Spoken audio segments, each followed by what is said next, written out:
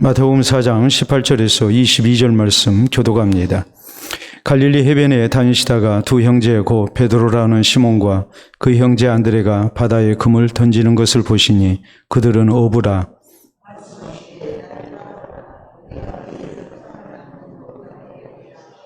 그들이 곧 그물을 버려두고 예수를 따르니라.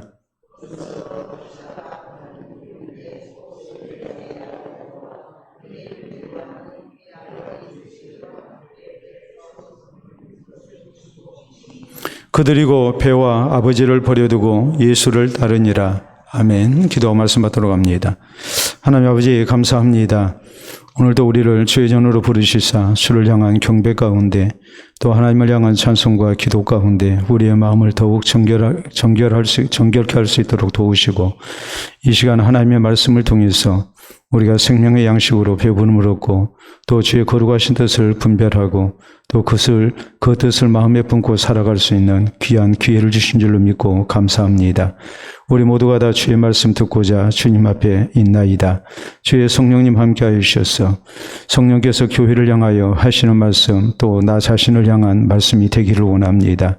이 말씀을 우리가 듣는 가운데에 또 이 말씀을 따라 사는 가운데에 더욱 주님을 영화롭게 하는 성도들 되게 하시고 또 주께서 쓰시기에 합당한 성도 또 주님이 더욱 사랑하시는 주의 자녀들 될 수 있도록 인도하여 주시옵소서. 예수님 이름으로 기도하옵나이다. 아멘. 오늘 마태복음 강의 12번째 시간입니다. 우리가 흔하게 듣는 말 가운데 인사가 만사라라는 말이 있습니다. 적재적소에 인력을 배치하는 일 참으로 중요하죠. 그 사람의 능력과 경력 또 사람 됨됨이 또 인간관계 이런 모든 것들을 살피는 가운데 이제 꼭 필요한 사람을 필요한 자리에 이렇게 배치를 하고 또 일을 맡기는 일 굉장히 중요합니다. 어떤 사람을 세우느냐에 따라서 그 조직의 모습이 달라지고 또 일을 능률적으로 하는지 아니면은 일을 망치는지 하는 것이 결정이 되기 때문에 그렇습니다. 그렇기 때문에 인사가 만사다라고 말을 하지만 또 한편으로 인사가 망사다. 인사를 잘못하게 되면 일을 다 망하게 한다 하는 뜻에서 인사가 망사다라고 이렇게 얘기를 하기도 합니다.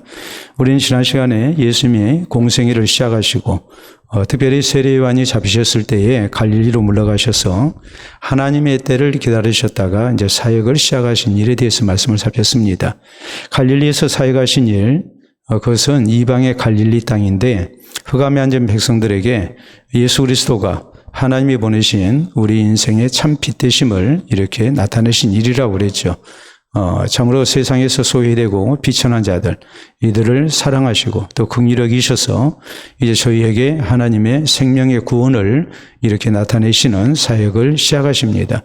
이때 예수님께서는 회개하라 천국이 가까이 왔느니라 이렇게 말씀을 하셨습니다.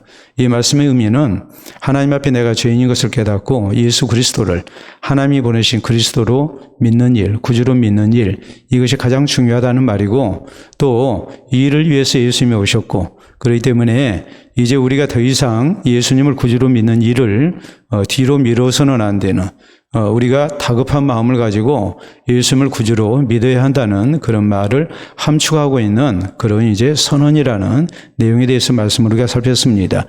오늘 성경 말씀은 우리 예수님께서 이 아름다운 사역을 위해서 이제 제자들을 선택하신 일에 대한 내용입니다. 특별히 예수님의 12 제자 가운데 이제 핵심 네 제자, 우리가 잘 아는 베드로와 또 안드레 이 형제들 그리고 야고보와 요한 형제 이 네 사람을 부르신 일에 대한 이제 간략한 기록입니다. 이들을 예수님께서 선택하셨을 때에 이들은 갈릴리 어부들이었습니다. 굉장히 낮고 천한 자들이죠. 그렇기 때문에 예수님의 제자로 부르심을 받기에 일반적 생각으로는 적합하지 않은 그런 인물들이었습니다.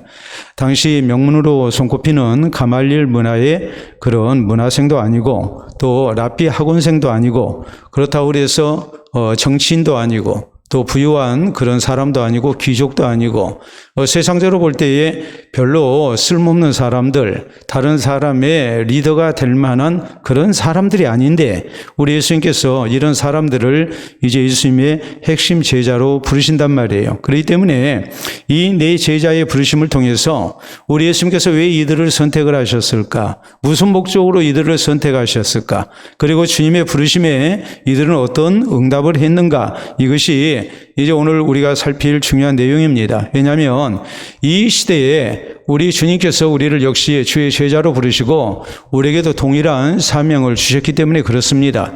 그렇기 때문에 이 핵심 네 제자의 부르심과 응답을 통해서 우리가 주님 앞에 다시 한번 거룩한 소명을 받을 수 있어야 하고 또 그 소명에 아름답게 아멘으로 응답하고 또 주님 앞에 새롭게 헌신되는 그런 귀한 결단이 있는 시간이 되도록 해야 합니다.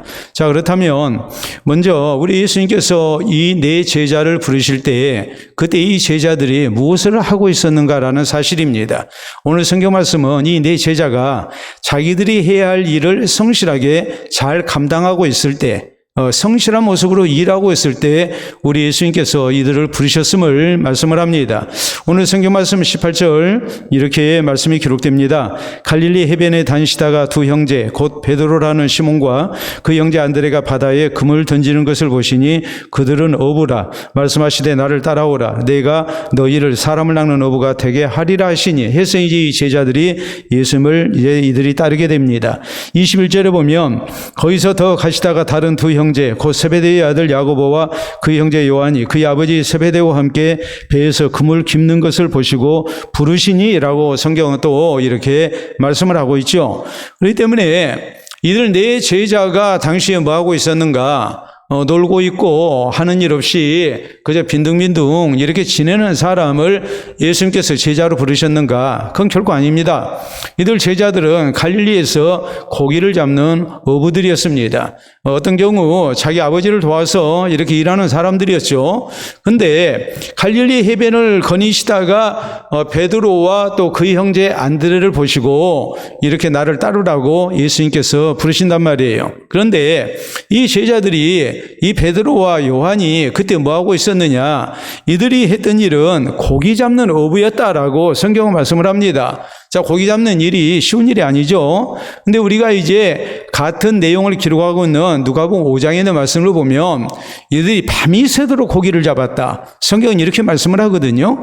밤이 새도록 고기를 잡았는데 고기를 잡는 일이 시원찮아서 그날따라서 고기를 한 마리도 잡지 못하는 그런 형편이었습니다. 그렇기 때문에 굉장히 힘들었겠죠. 이 사람들이 어떤 사람들이었느냐 했을 때에 고기가 안 잡혀도 이 사람들은 자기 일에 성실한 사람이었고 또 열심을 다해서 자기에게 주어진 직무를 잘 감당하는 사람이었다. 이걸 지금 우리에게 보여주고 있는 거예요. 야고보와 요한도 마찬가지죠. 자기 아버지를 도와서 고기를 잡는 사람인데 그러니까 가업이 아버지도 어부고 그리고 그 아들 두 형제도 이제 어부입니다.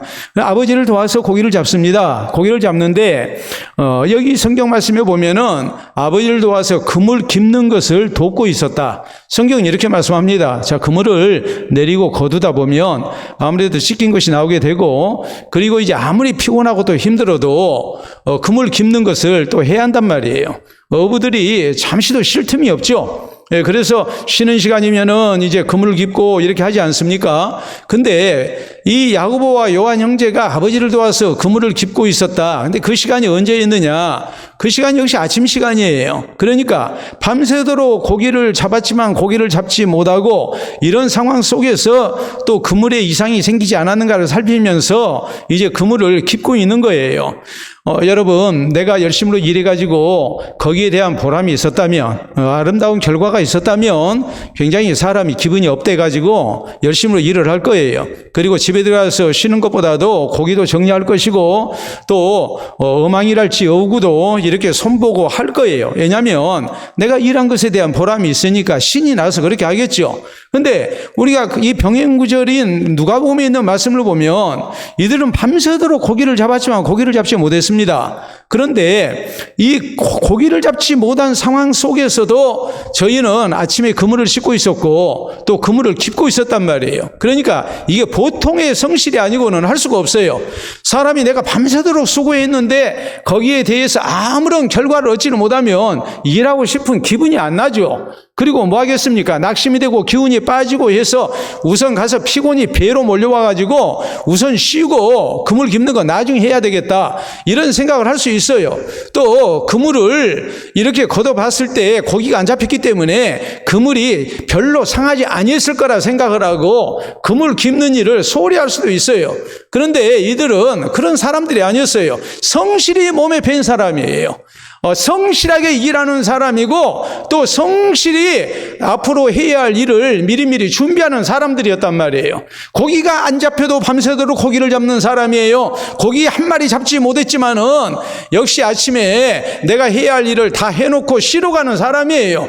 내가 해야 할 일을 놔두고 먼저 쉬는 것을 이렇게 내세우는 사람도 아니고 내가 밤새도록 고생을 했으니까 내가 좀 쉬어야지 않겠느냐 하고서 쉴 생각을 하는 사람들이 아니에요.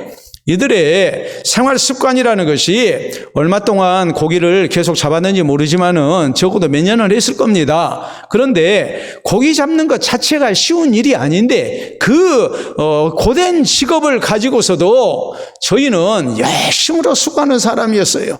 고기가 잡히든지 잡히지 아니하든지 내가 있어야 할 위치를 떠나지 아니하고 내가 해야 할 일을 소홀히 하지 않는 사람이에요. 이렇게 열심으로 수고하고 애썼기 때문에 우리 주님께서 그 모습을 보시고 제자로 부르신 겁니다. 여러분, 우리가 하나님 앞에 어떤 사람이 쓰임받을 수 있을까? 우리는 이런 생각을 합니다. 능력 많은 사람, 가문 좋은 사람, 공부 많이 한 사람, 또 재주가 있는 사람, 친화력이 있는 사람, 우리는 여러 가지 것을 우리가 생각할 수 있어요. 또 그 방면에 어떤 전문적 지식을 가진 사람, 거기다 경험까지 가지고 있다면 더 좋겠죠.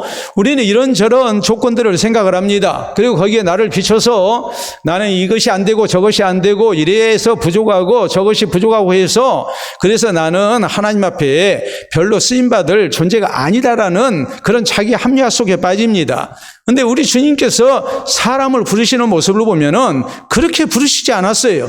적어도 우리 주님께서 사람을 부르시는 모습을 보면은 하나같이 성실한 사람들이에요. 능력이 있고 없고를 떠나서 가문이 좋고 안 좋고를 떠나서 공부를 많이 하고 많이 하지 못하고 이 모든 것을 떠나서 우리 주님께서 보시는 일꾼된 주님의 사람으로 하나님의 사람으로 부르심을 입은 사람들은 하나같이 자기 일에 성실한 사람들이었어요. 여러분, 이스라엘의 초대 왕으로 하나님께서 사울을 세우십니다. 물론 백성들이 선택을 했습니다. 그러나 제비 뽑아서 이렇게 세웠기 때문에 사울이에요. 사울인데 우리가 성경을 보면 사울이라는 사람이 언제 이렇게 하나님 앞에 사무엘 선지자를 통해서 부르심을 입었는가? 거기에 대해서 성경은 사울이 아버지의 나귀를 잃어버려가지고 그 나귀를 찾기 위해서 종과 함께 이렇게 사흘길을 돌아다니는 겁니다. 나귀를 찾기 위해서 나중에는 어느 정도로 찾았느냐? 우리가 성경에 보면 나귀는 고사하고 아버지가 우리 걱정을 하시겠다라는 생각이 들 정도로 아들이 나귀 찾으러 가가지고 이렇게 맨날 며칠을 돌아오지 아니하니까 이게 무슨 병과 생긴 게 아닌가. 이제는 나귀가 중요한 것이 아니고 나귀를 찾으러 간 아들이 중요한, 아들의 안전이 중요한 문제가 됐단 말이에요. 그 정도로 성실한 사람이 바로 사울왕이었습니다. 또 우리 하나님께서 엘리야의 후계자로 엘리사를 세우십니다. 자, 엘리사가 이제 엘리야의 후계자로 세우심을 입는데 엘리야가 엘리사를 만나러 갔을 때 엘리사가 뭐 하고 있었느냐? 엘리사가 12결이 이 소를 앞세우고 종들과 함께 하인들과 함께 밭을 갈고 있었습니다. 여러분, 12결이면 소 2마리씩 짝지어서 결의해서 이제 챙기지를 합니다. 근데 12쌍이니까 굉장한 분홍이라는 것을 알 수 있어요. 이 정도 분홍이면 여러분 같으면 일을 하겠습니까? 하인들 시키겠죠. 여러분, 소 24마리를 동원해서 지금 쟁기질을 이렇게 하는데 종들이 또 얼마나 많겠습니까? 그러면 이 정도 분홍이라면 당연히 사람 감독한 것, 하인들을 감독한 것이 더 중요하다고 이렇게 생각을 하고 아마 쟁기질 안 할 거예요. 그런데 엘리사는 그런 사람이 아니었어요. 엘리사는 자기가 직접 종들과 함께 밭에서 일하는 사람이었어요. 이런 사람을 하나님께서 엘리야의 후계자로 세우시는 겁니다. 그렇기 때문에 엘리사의 특징이 뭡니까? 엘리사의 특징은 아주 열심히 있고 성실한 사람이었어요. 나중에 엘리야가 승천할 때에 엘리사를 따라다니면서 성령의 역사하시는 능력이 갑질이나 자기에게 있기를 구합니다. 다른 선지 생도들은 그냥 다 포기하고 안 따라가잖아요. 근데 엘리사는 끝까지 엘리야의 뒤를 따르면서 하나님의 은혜를 구하잖아요. 그러니까 하나님께서 그를 통해서 또 하나님의 위대한 역사를 나타내신단 말이에요. 여러분, 하나님께서 교회의 아주 원수가 됐던 사울이라는 박해자를 이제 사도로 세우십니다. 여러분, 사울이라는 사람을 생각해 보세요. 나중에 사도 바울이 된 이 인물을 생각해 보십시오. 이 사람을 생각해 보면 이 사울이라는 사람은 어떤 사람이었는가? 적어도 자기 일에 최고로 열심히 한 사람이에요. 이 사람은 교회를 박해하는데도 더할 나위 없이 아주 무섭도록 박해하는 사람이었어요.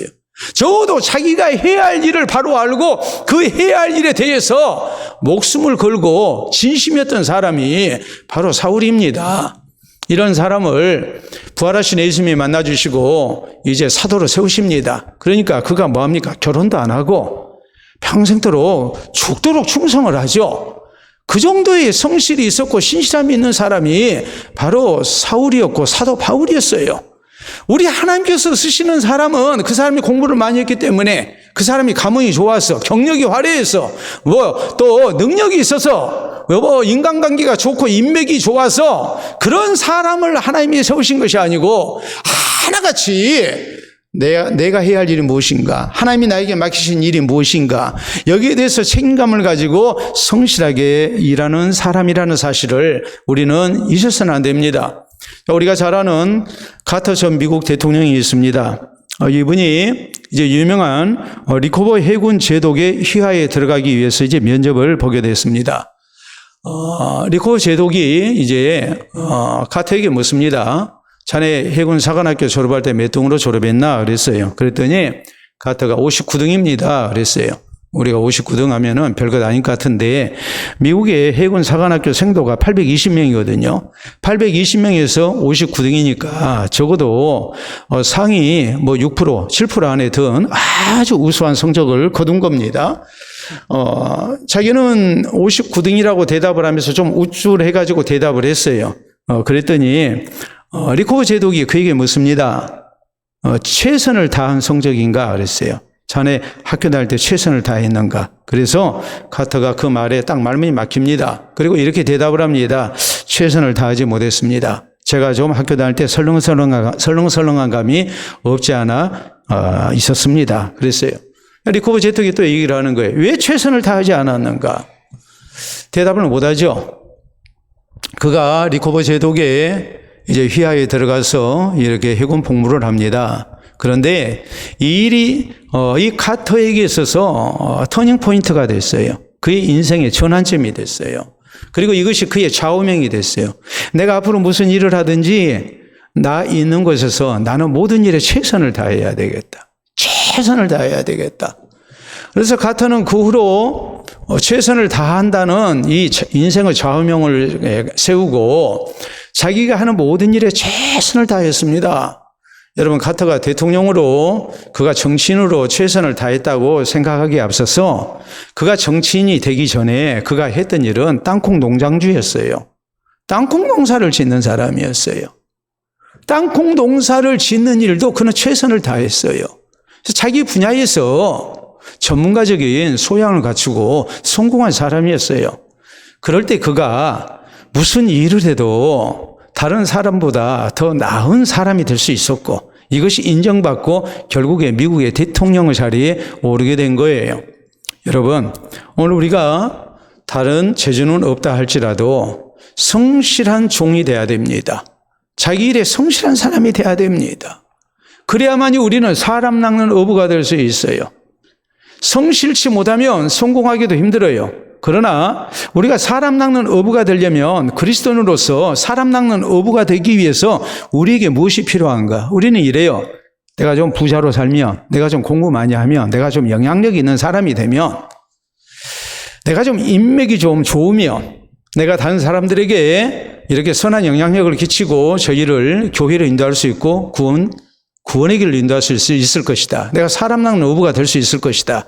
이런 생각을 합니다. 물론 그럴 수 있습니다. 그러나 이런 것보다도 더 중요한 것이 있어요. 그게 뭐냐면 하나님께서 나를 있게 하신 것에서 우리가 성실한 사람이 되는 거예요. 이것이 가장 우선적이에요. 가정에서도 성실해야 합니다. 학교에서도 성실해야 합니다. 직장에서도 성실해야 합니다. 교회에서도 성실해야 해요. 내가 있는 분야에서 어느 한 군데서라도 우리가 성실치 못하면 하나님께서 쓰시기에 곤란한 사람이 되고 말아요. 우리는 성실해야 해요.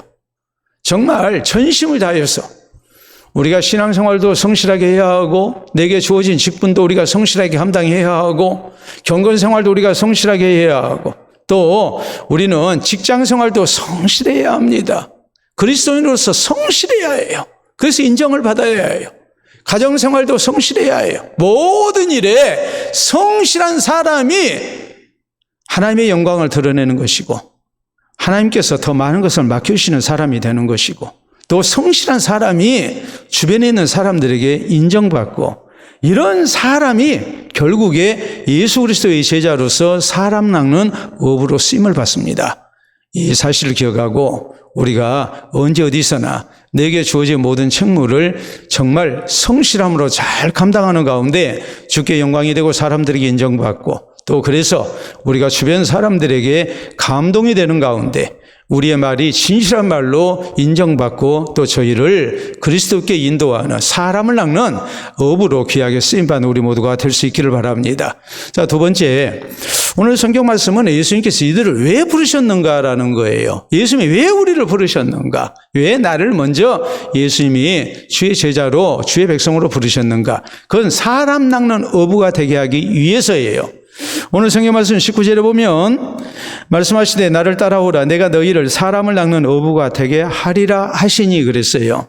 자, 같은 내용을 기록하고 있는 누가복음 5장에 보면 우리 예수님께서 깊은 데로 가서 그물을 내리라고 그랬어요. 그래서 이제 그물을 우리가 지난밤에 밤새도록 고기를 잡았지만 잡지 못했습니다. 그러나 말씀에 의지하여 그물을 내리겠습니다 하고서 이제 순종하고 그물을 내렸을 때에 많은 고기를 잡았고 그 많은 고기가 어느 정도였느냐? 그물이 찢어질 정도였고 2배 가득 채우게 될 정도였다.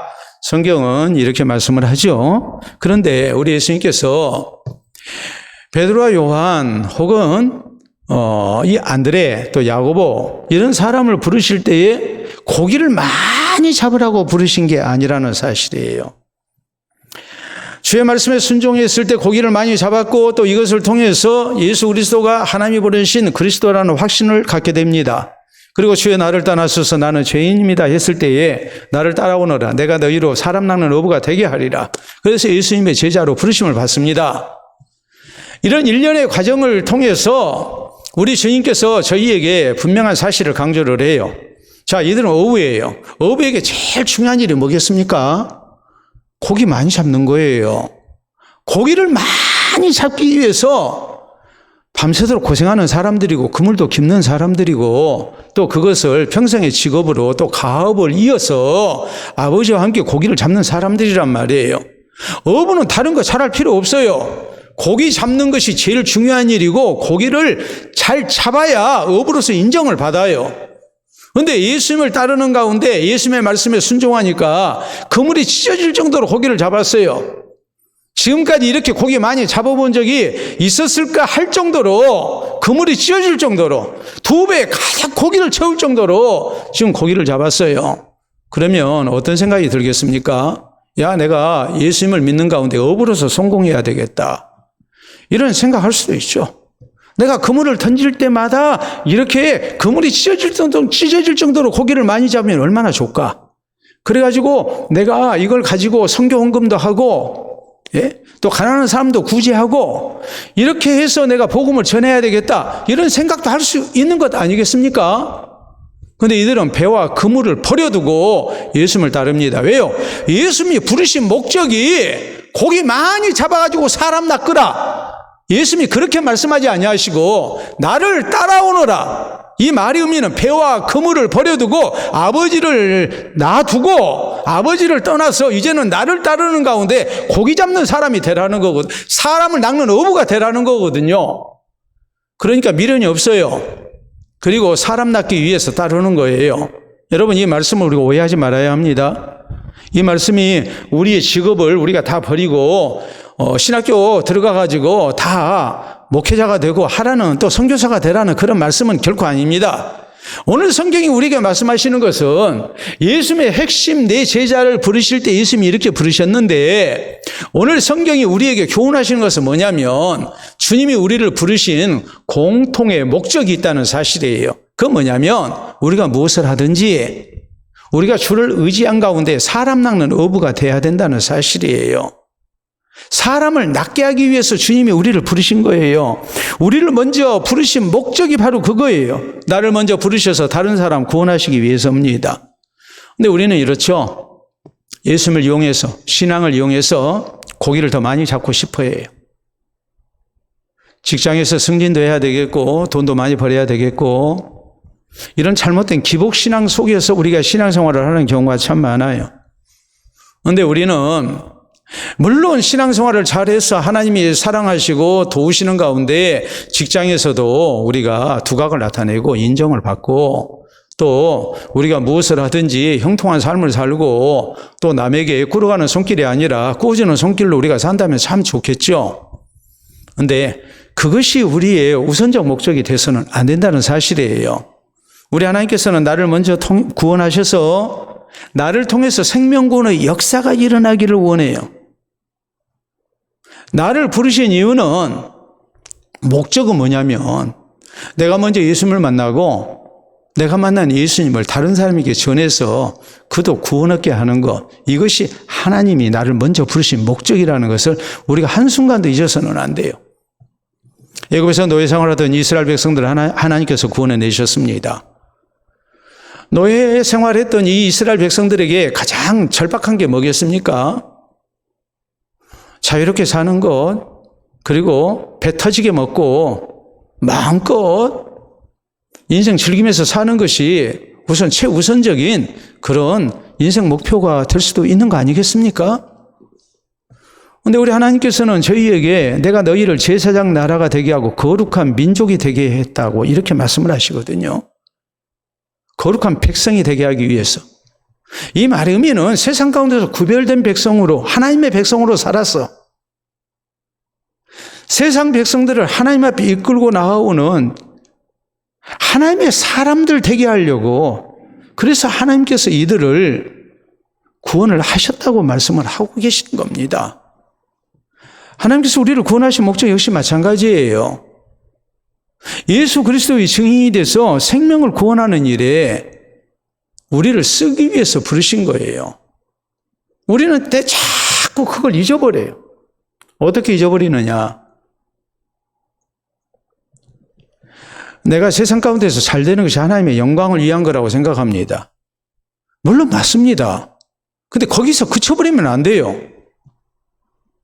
우리가 세상 가운데서 성실하게 살고 인정받고 또 열심으로 수고해서 재물의 복도 받고 우리가 머리가 될지언정 꼬리가 되지 않는 사람 되는 것도 중요하죠. 그런데 이런 모든 것을 통해서 궁극적으로 우리가 해야 할 일이 무엇인가? 그건 생명을 구원하는 데 쓰임을 받는 거예요.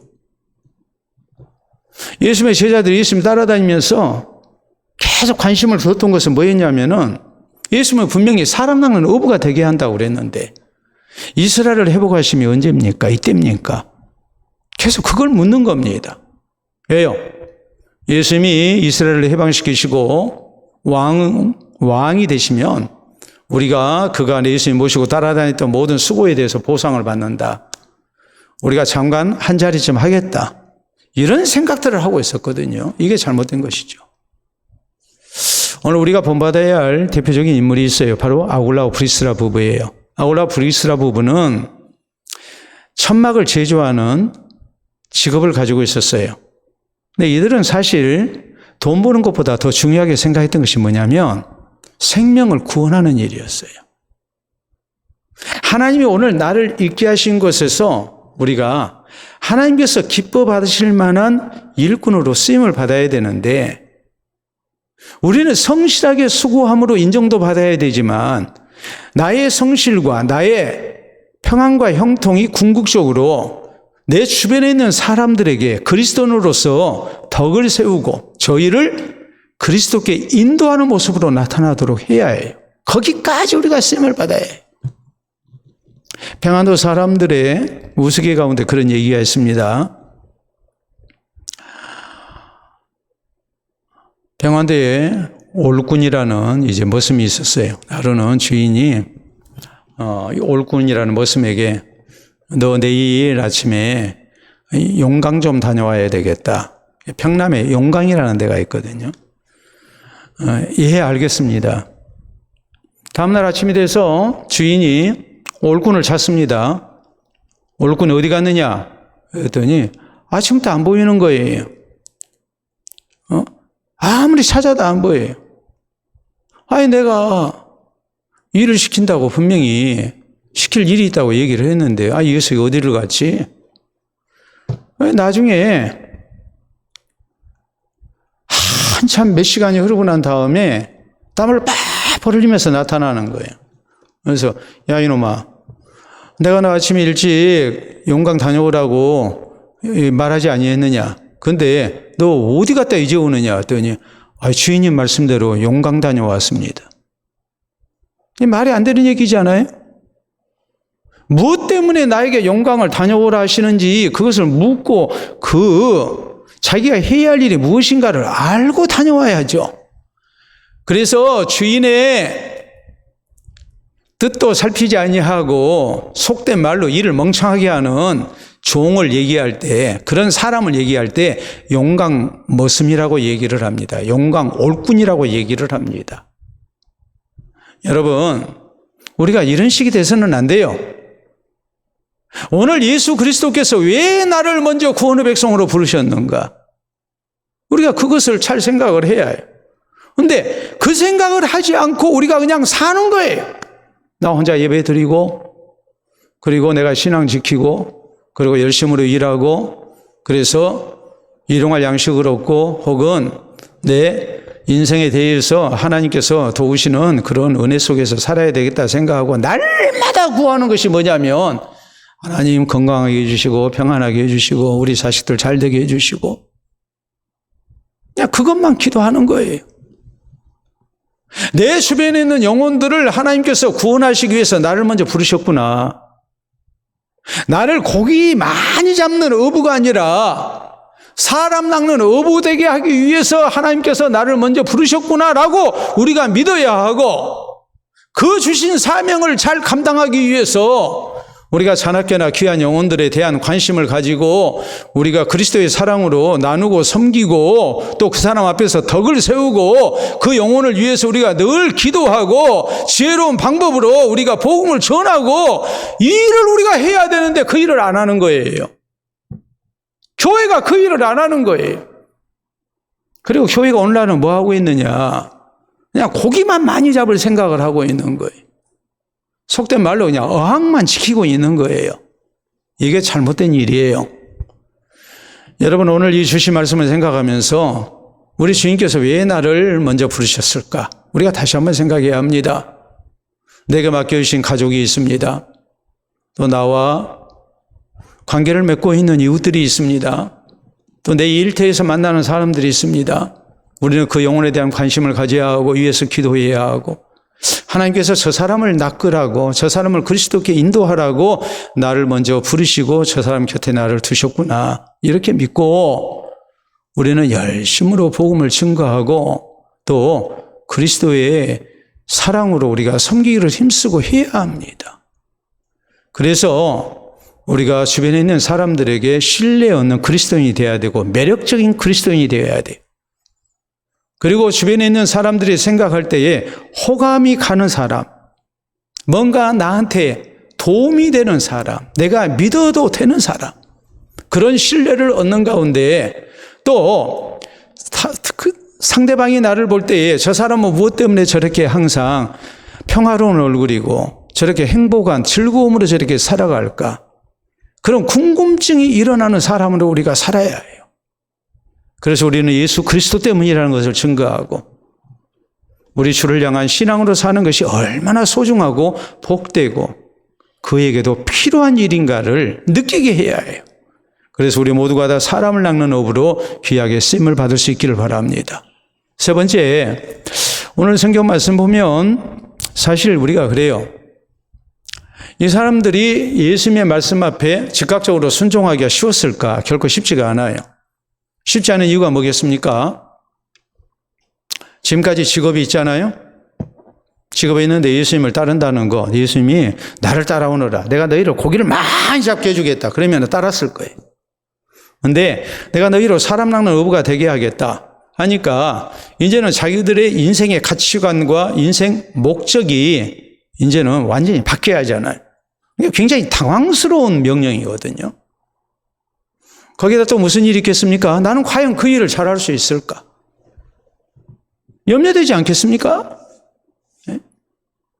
지금까지 사람 앞에 서서 하나님의 말씀을 외치던 그런 선지자도 아니고, 또 성경을 열심히 공부했던 서기관이나 랍비 문화생도 아니고,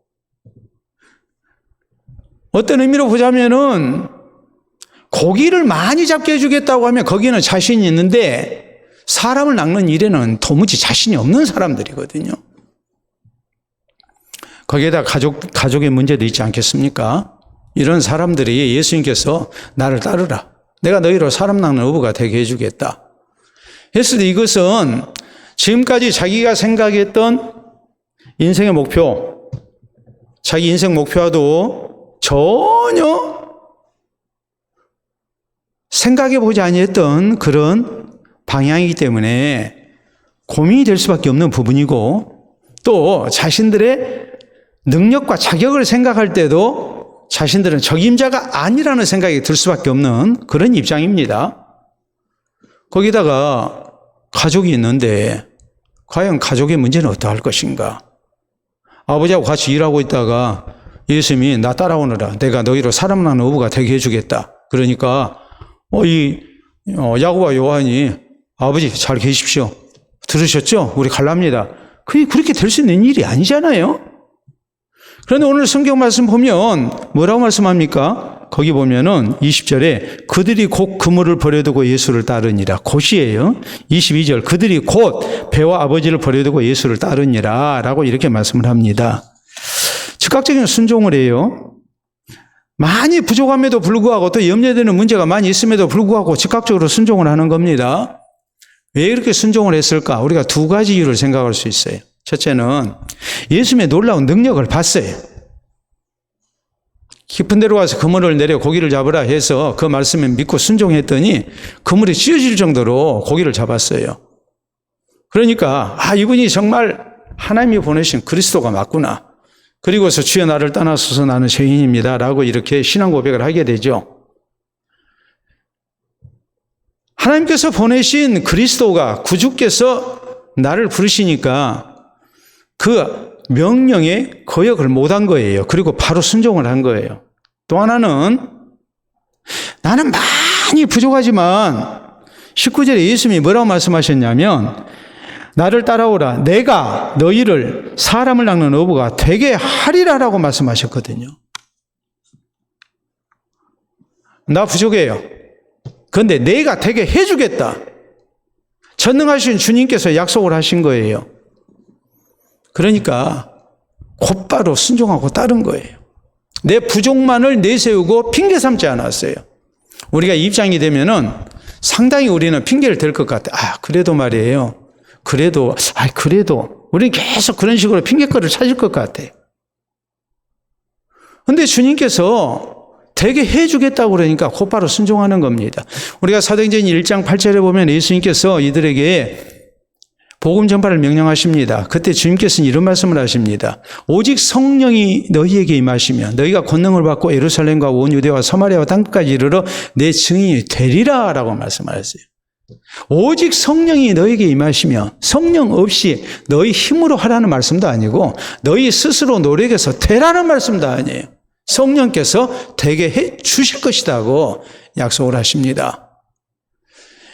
우리가 성실한 모습으로 사람 낳는 어부가 되기 위해서 이렇게 주의 복음사에게 쓰임받기를 원한다면 사실 우리가 완벽해서 쓰임받는 건 아닙니다. 우리가 참 부족한 거 많아요. 그러나 우리는 믿어야 할 것이 나를 부르신 하나님의 거룩한 목적에 우리가 순종하고 따르면 분명히 하나님께서 우리와 같이 하신다는 사실이에요. 여러분 모세 같은 사람도 나이 80에 부르심을 받으니까 장인의 양떼나 치고 있는 별 볼 일 없는 노인이 되어 있는 입장에서 모세가 했던 말이 무엇입니까? 보낼 만한 자를 보내소서 그랬거든요. 이 말이면 난 아닙니다라는 말이에요. 난 적임자가 아닙니다라는 말이에요. 근데 하나님께서 모세가 들고 있는 지팡이를 통해서 놀라운 이적을 나타내게 하시죠. 그리고 하나님께서 함께 하실 것을 약속하십니다. 네가 손에 든 지팡이를 가지고 많은 이적을 행하라.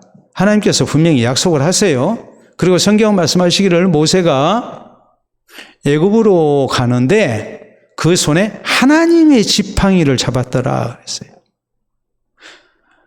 지금까지 들고 다니던 지팡이인데 그 지팡이를 하나님의 지팡이를 잡았다. 성경이 이렇게 말씀하세요.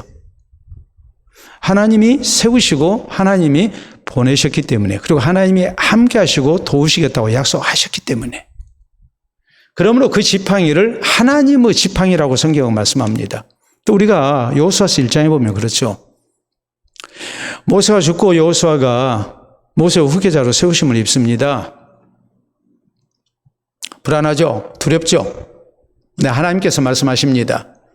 내가 내 종 모세와 함께 있었던 것 같이 내가 너와 함께 할 것이다. 너는 마음을 담대하게 하라. 두려워하지 마라. 하나님께서 함께 주겠다고 약속하십니다.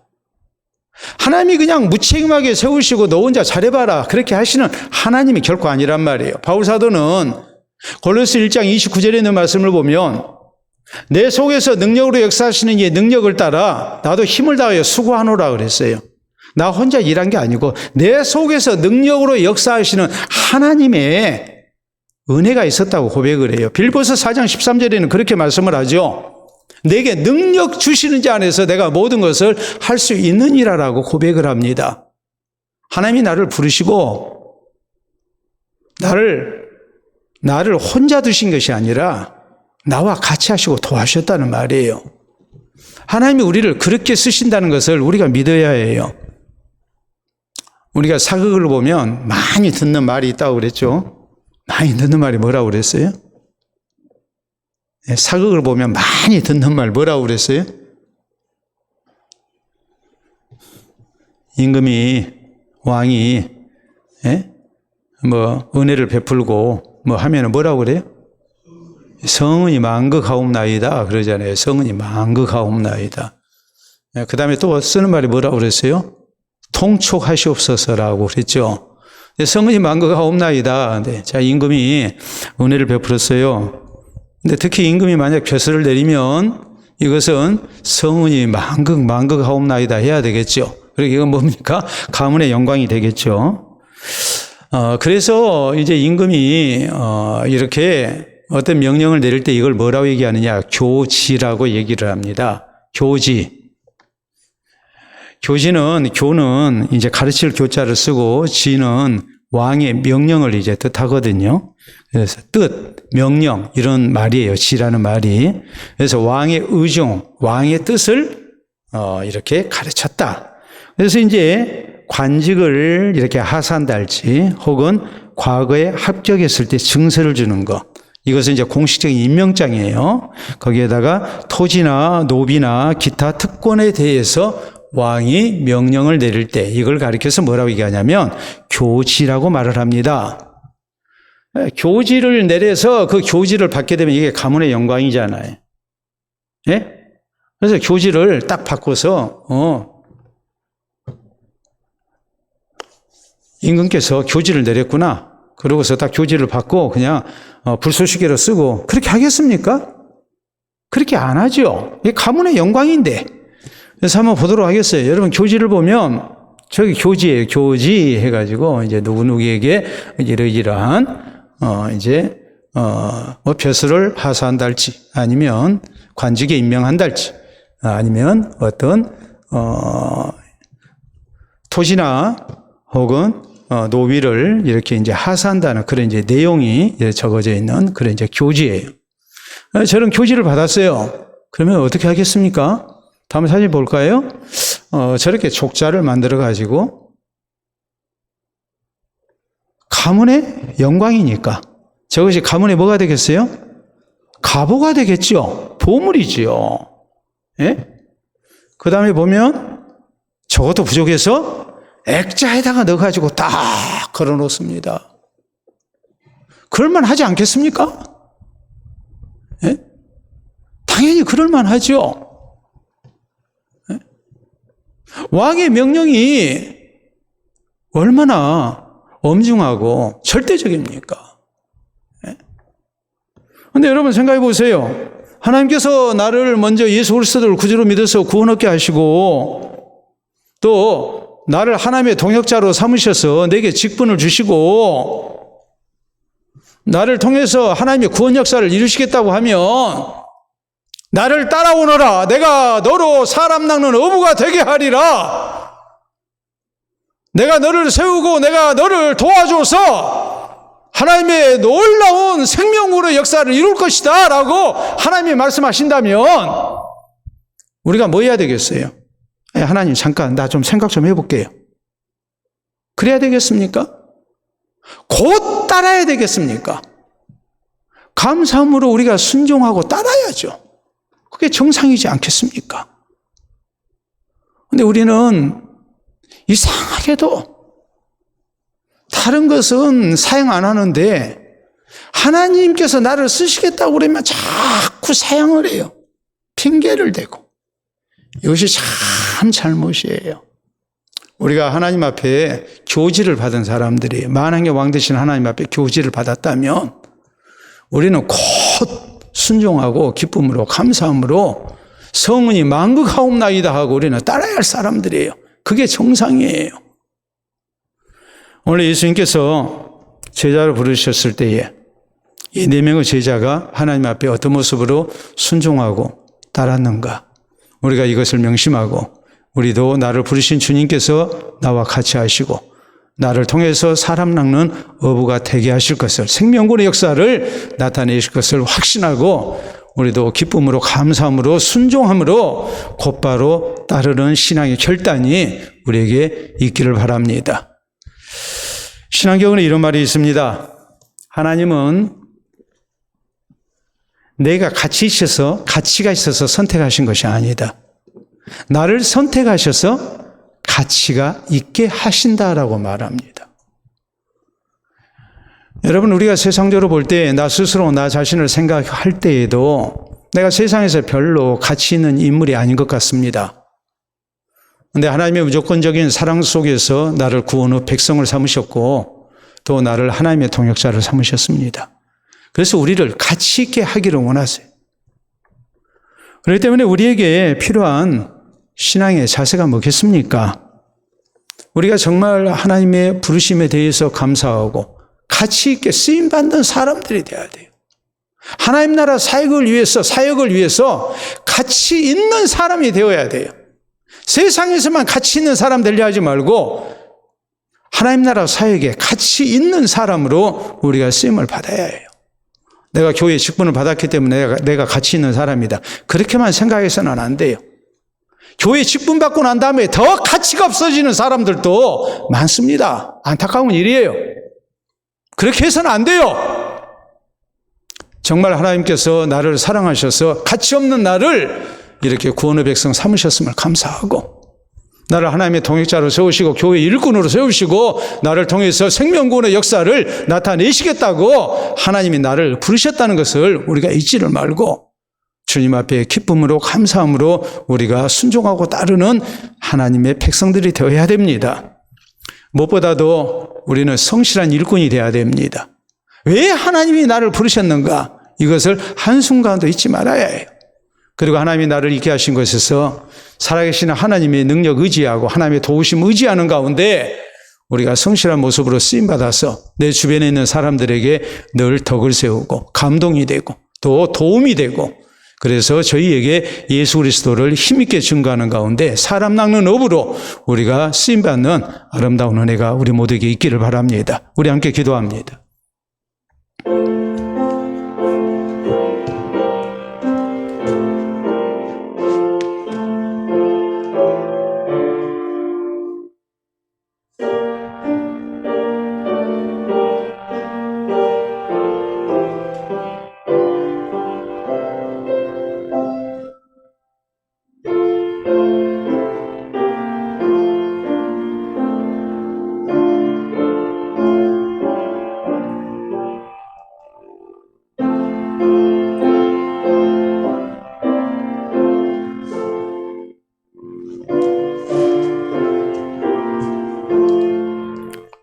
자비로우신 우리 아버지, 은혜를 진심으로 감사합니다.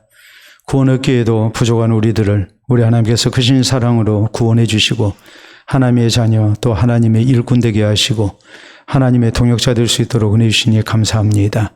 우리 하나님의 부르심에 늘 기쁨으로 순종하게 하시고 감사함으로 우리가 쓰임받기를 원합니다. 우리를 부르신 주께서 우리와 같이 하시고 우리 하나님 앞에 합당한 모습으로 쓰임받도록 우리를 늘 성령으로 깨우쳐 주시옵소서. 우리 있게 하신 곳에서 성실한 모습으로 늘 덕을 세우는 하나님의 사람들 되게 하시고 또 주께서 맡겨주신 직분도 우리가 성실함으로 잘 감당하고 또 살아계신 하나님과 동역하는 중 우리 주님의 나라를 세워나가며 많은 생명을 구원하는 데 귀하게 쓰임받는 우리 모두 될 수 있도록 인도하여 주시옵소서. 고기만 많이 잡는 사람들이 아니라 사람 낚는 업으로 쓰임받는 우리 성도들 되게 하시고 또 우리 교회 될 수 있도록 인도해 주시옵소서. 먼저 부르심을 얻고 또 하나님의 일꾼으로 세우심을 입은 거룩하신 뜻을 우리가 잊지 아니하게 하시고 또 주의 부르심의 소명에 늘 합당한 모습으로 쓰임받는 우리 교회, 우리 성도들 다 되게 하여 주시옵소서. 예수님 이름으로 기도하옵나이다. 아멘.